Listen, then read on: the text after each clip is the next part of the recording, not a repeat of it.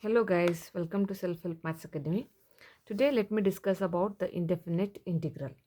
So we have actually seen that there is a technique to find the derivative of the functions in different forms. So for example, I have say f of x is equal to x square, and then this differentiation gives me, I differentiate this, then d of dx will be 2x. Now we now consider the reverse situation.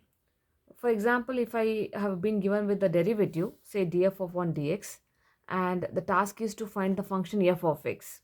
So we say that f of x is antiderivative, antiderivative, or it is also called as indefinite integral, indefinite integral of your df of dx. Okay, so now for example, as I told you, this df upon dx is 2x. So then the question is, what is f of x? What is f of x? Now if we look at the function, the particular function, when you are seeing for this, the following functions will be satisfying this particular condition. For example, if I take say x square, then it's a derivative. If your function f of x is equal to x square, then you know the derivative, that is f dash of x, is 2x. If I take my f of x as say x square plus 2, then its derivative also f dash of x will be 2x. If I take say f of x as x square minus 3, its derivative also f dash of x is equal to 2x. Similarly, if I take f of x as say x square plus 14, then its derivative also f of x is f dash of x will be 2x. So in general, if you observe carefully, whether it is x square or x square plus 2, x square minus 3, or x square plus 14, x square plus 100, x square minus 13, whatever you're taking, in general, if my function is say f of x is equal to x square plus some c, where c is a real constant, then its derivative will be, wherever c will be a constant, then our derivative will be 2x. Okay, so that is f dash of x will be 2x. So therefore, now we understood that why, here this particular c I'll be using even in the integration constant. So the symbol for integrating will be, the symbol for integrating, we use the sign, and we write this as, if I take this one, then integration of say 2x with respect to, this is the variable, so dx will be, your function in general function is x square plus c, so where the c is called, the constant of integration, the constant of integration, it is constant of integration. Okay, all right, now let's see.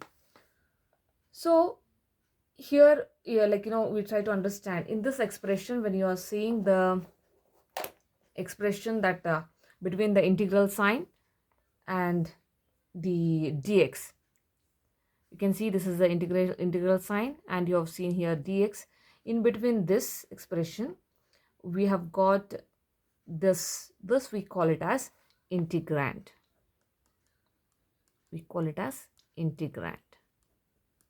Okay, so now we understood that there is a constant of integration, there is an integrand, this is an integral sign. Okay, now let's see, for example, if I know that d by dx of x to the power n is equal to n into x to the power n minus 1. So for differentiating the powers of x, we use this particular formula. So here, since the integrating, as you have seen above, integrating is the reverse of differentiation. So integration is basically the reverse of differentiation. Okay, so we get the formula. Now integration of x to the power m dx is equal to x to the power m plus 1 divided by m plus 1 plus integral constant c. So this formula holds true for m not equal to -1. So this is for all the integrating powers of x, all the powers of x except m is equal to -1. So for the case if m is equal to -1, it is excluded because it leads to the division. If you say m is equal to -1, then it will be m x to the power -1 plus 1 divided by -1 plus 1. So divided by -1 plus 1 leads to 0, divided by the 0, which will give you the indefinite, infinite here. So that's the reason we will be excluding m is equal to -1. So therefore this integral, in particularly integration of x to the power -1 dx, will be written as integration of 1 over x dx. So we can think this function as we can differentiate this function. This is nothing but this is the natural logarithm of a function. So hence this is nothing but ln of x plus c. So the integration, when you have m is -1, then we have a special case. So this is the formula for finding the integral. Okay, thus we can summarize our formula now. So if you have, say, integration of x to the power m dx, this is equal to x to the power m plus 1 divided by m plus 1 plus c if m is not equal to -1, and this is equal to ln x plus c if m is equal to -1. Okay, so this is the basic formula which we are using it for finding the integrations. All right, so now, however, so here we have some more properties. Let me take one by one. The first property, if the integration of k dx, where k is a constant, then this is simply kx plus c. So the constant here into x with which you are integrating here. If with respect to x you are integrating, it is k into x plus the integral constant c. The property number 2 says, if integration of k into the function f of x dx you have, then we can take that constant out, just integrate the given function. So we can take the for example, if you have for example, like say 2 times of x square, integration of 2 times of x square dx if you have, then I can just take this 2 out, then just taking the integration x square dx, like that. So this is how the formula works. And then if you have something like this, integration of, say, f of x plus or minus g of x, you can see there are 2 or more functions you can have where with addition or subtraction sign.